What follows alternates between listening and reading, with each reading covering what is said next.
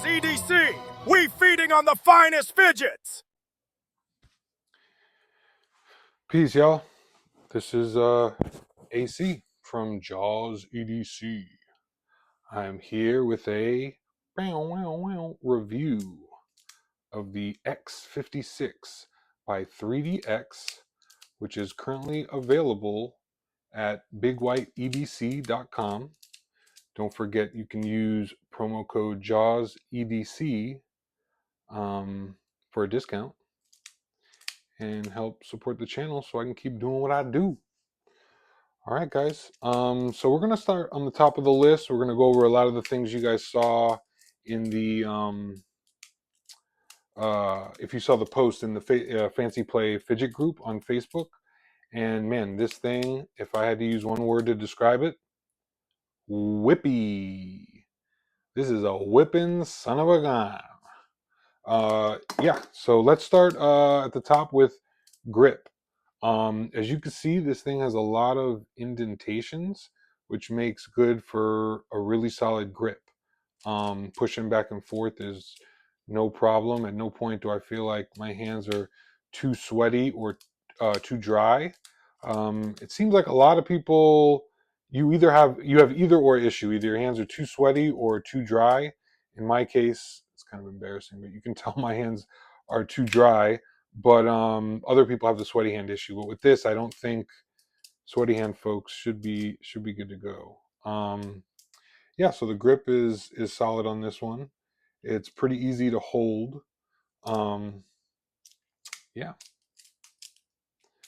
plenty of friction for your hands to push across, and you have slight indentations on the side too that kind of help.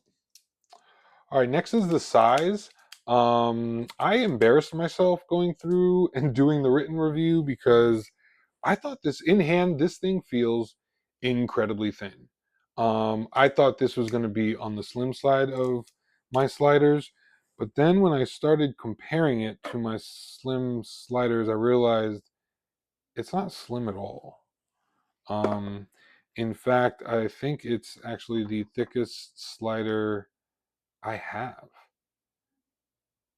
It's pretty crazy. I'm assuming it's because it's just so light.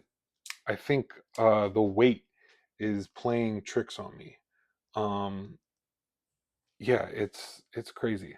But this is the X3 made by the same company. Who I should add these pulled out already. And this is the other one they make, the X55. So they came out with this. They had a version before this, I think it was believed called the X2, which looks somewhat like this, except it was actually a spinner. So you could take it here and spin it. But I haven't been able to get my hands on one. But I think a few of you have them. This is the X56, or excuse me, the X55, which I love. I'm a big fan of. And then now this is like the new radiation of the X3. Yeah, all these names are starting to get confusing. So size, yeah, it's a thick boy, but feels super thin in the hand. It's just about as tall as the average sliders. It's definitely not the tallest, but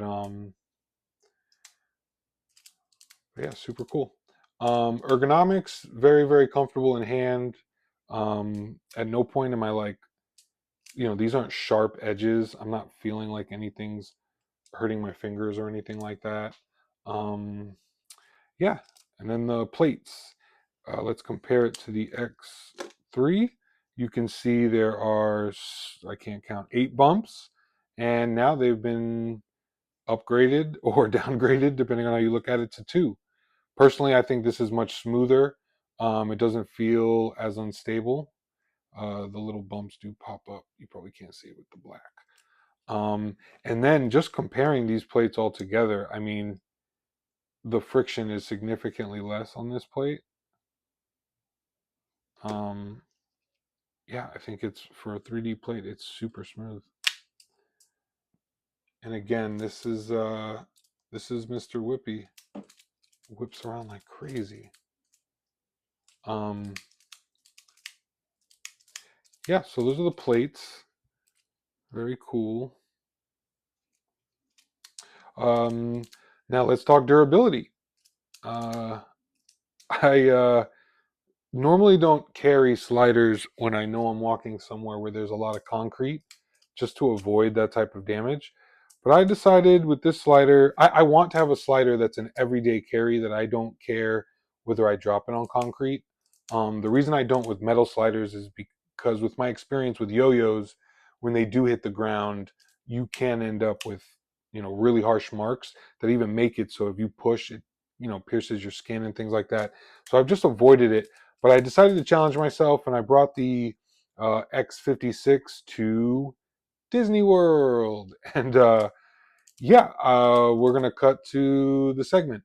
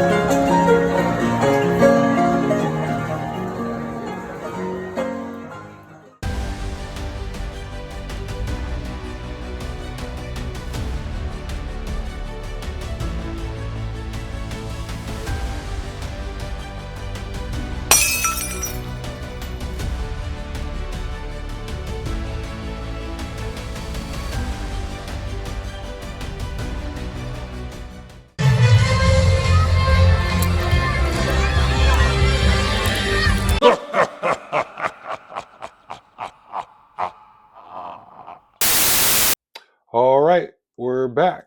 That was Disney World versus the X56, and the F56 won. There was only one little mark I noticed here, and another mark here, but as far as damage, it took no damage. There was one point where it slid across the concrete.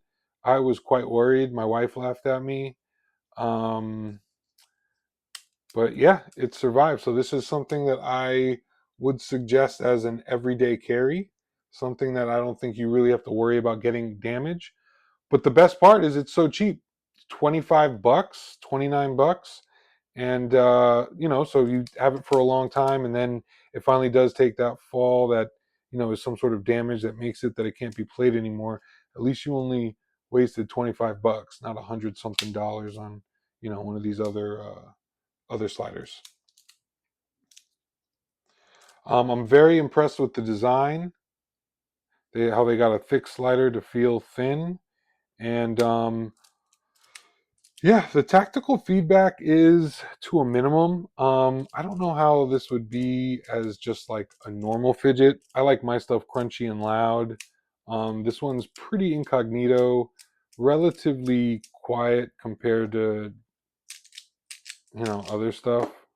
Um, yeah, it's definitely quieter than these two. But it's so whippy. It's fun. You don't even you ignore the feedback. It's very customizable. Can be opened up, and I think you could even print your own 3D plates and throw those in there. As I said earlier, it's only the cost is only $25 to $29. Available at bigydedc.com. You really can't beat that price. And between the price and the ease of being able to do the tail wag, this is now my number one recommended uh, slider for beginners. I think this the price is really what separates it before more than anything. because of the quality it hits at that price. I mean, just can't be beat. You can try to compare it to one of these Shimshais. I'm not even sure if I'm saying it right. And yeah, see, I don't know if this would survive Disney World. Cool feedback.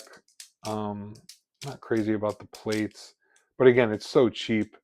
But like Shane said in the group, you know, you can do tricks with them. But I would recommend this one over this one. I just think it's of higher quality, will last longer, and you'll have more fun. Yeah, this one's so fast. You saw that video I posted for you guys. Another thing is I don't drop this one anywhere near as much as I drop my other sliders. Like if I were to do this with my other sliders, I just couldn't go as long. Part of me wants to make a video for the world record of 3D's rotation. Sorry, not 3D rotation, but around the world, or tail wag. Go for the tail wag world record. 150 tail wags. Yeah, anyways. Future video, future content. Yeah, so I'm a big fan of the X56. Because it's so light, fatigue comes much later, so it can be played with for a long time. And I think this is the easiest slider to perform the tail wag on, which personally I think is an essential trick when trying to learn fancy play. So yeah, again, another reason to make it really, really good for beginners. Ease of doing the 3D. To me personally, the 3D is our version of Yo-Yo's Walk the Dog, or more recently the DNA trick that everybody does. So our version of that you know all the beginners want to learn seems to be the 3D trick. It's not super easy in the slider, but as you can see, it's not impossible. My trick that I added to it, flipping the finger around and all that, is harder. But the 3D can be learned and done on this slider. All right, everybody, I didn't want this one to be super long, so thank you so much for joining. You know where you can purchase this slider. And yeah, let me know if you have any questions. Join the Fancy Play Fidget group on Facebook. And look out for the competition. Yeah, thank you so much. Take care, y'all. Peace. Ooh, so quick impromptu video. It was suggested in the group from LY to go ahead and open these up and remove all of the washers from the top sides. I don't think there's any on the bottom, but specifically the direction said anything that's facing on top of the magnets when you open them up, remove all the washers. Be careful when you take the top off. There are brass inserts on this side, the top side. When you pull this off, there's brass in there that can pop out. One of them they didn't pop out, and one of them they did for me.